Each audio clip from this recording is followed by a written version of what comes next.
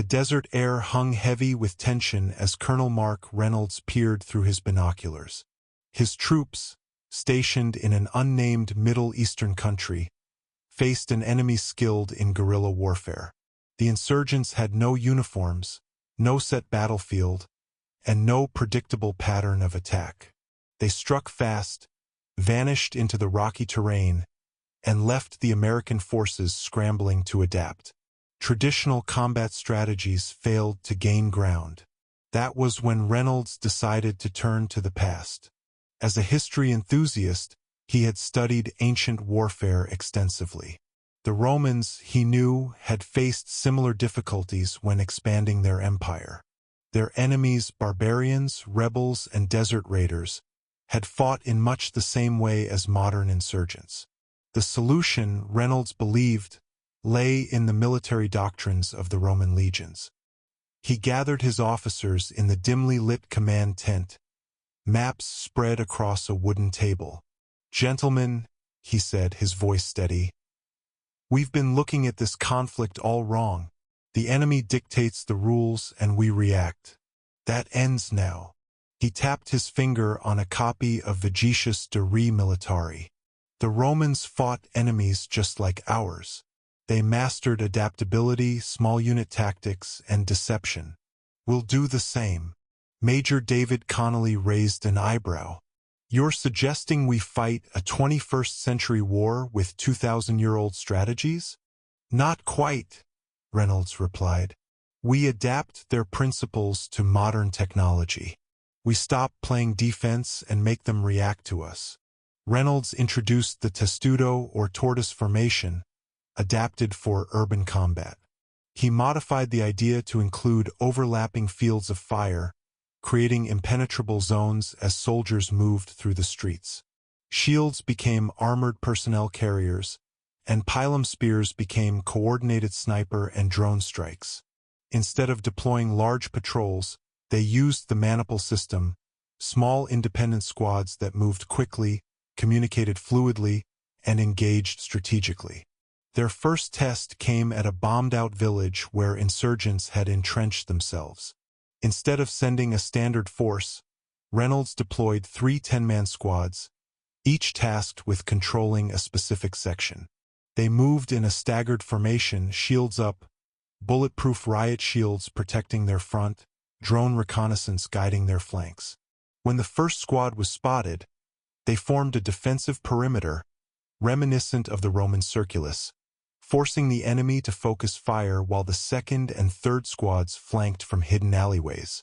Within 20 minutes, the enemy was routed. Connolly, initially skeptical, was now impressed. "It worked. We didn't just react, we dictated the fight." Encouraged by their success, they studied more Roman tactics. The caltrip, a simple spike device, was reimagined as remotely detonated spike strips to disable enemy vehicles.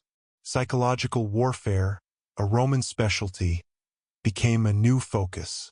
Just as Rome spread false information to weaken their enemies, Reynolds' men used cyber warfare and misinformation, spreading rumors of false troop movements and drone strikes to sow confusion among insurgent ranks. Another principle they adopted was decimation, not in its brutal Roman form but as a disciplinary strategy. Any unit that underperformed in combat had privileges revoked, while the most efficient squads earned rewards. This created a competitive drive, pushing each soldier to perform at their best. Just as the Roman centurions led by example, Reynolds ensured that his officers were always at the front, sharing the dangers of their men. Soon their reputation spread.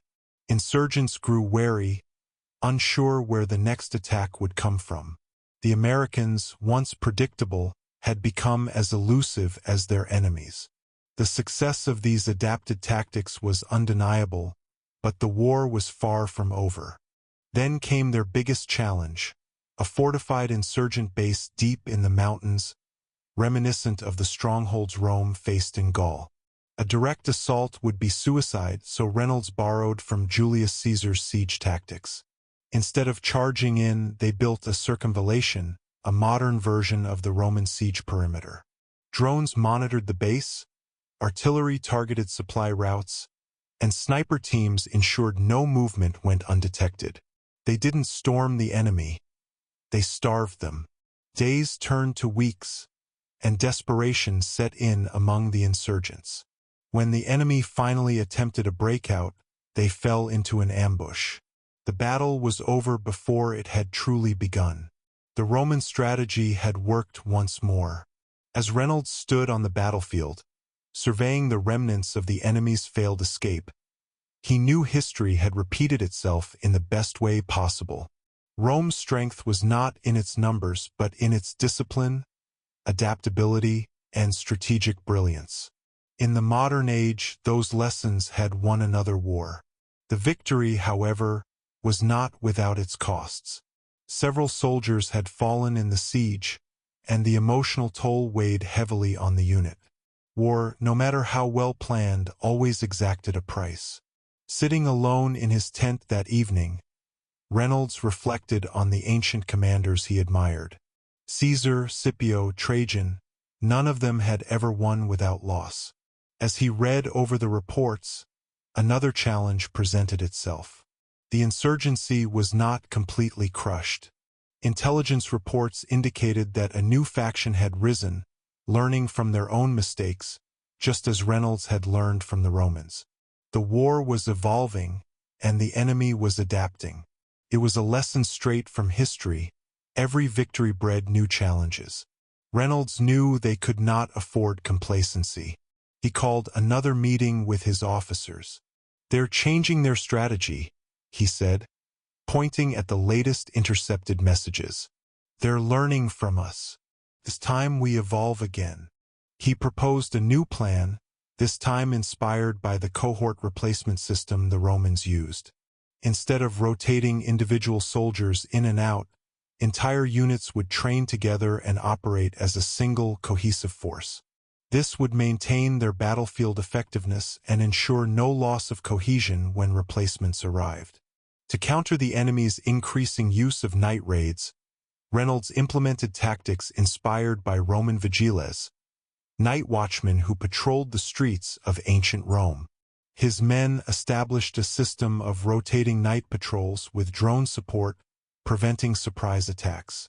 Months passed, and the war continued, but now it was fought with precision, strategy, and discipline.